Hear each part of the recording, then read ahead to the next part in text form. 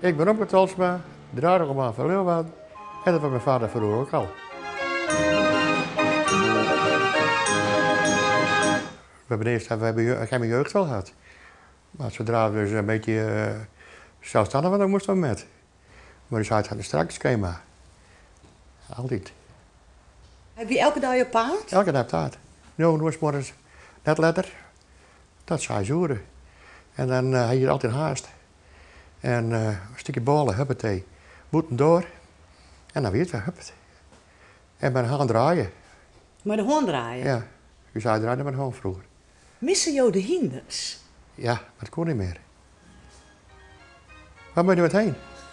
Mag je niet, maar je mag hier niet met een hindernet zetten. He? Hier in het hok? Nee, dat mag niet meer.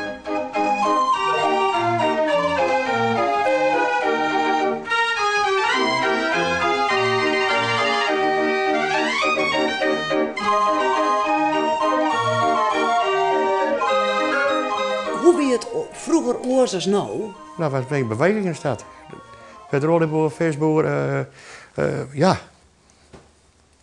melkboer, bakker, slager. Nou staat er niks meer. Kom nou, nu staat er geen één meer. Vond je eigenlijk die tijd volle mooi, hè? Die tijd was mooier. Ja, en waarom? Ja, het is omdat het een heel andere tijd was. Het veel gezelliger.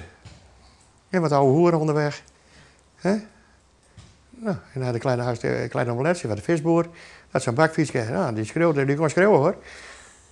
Ja, en die haringen en toestanden. En dan kwam hij na fietsen en zei, het even stoppen. En dan schreeuwde hij even en dan gingen we weer verder.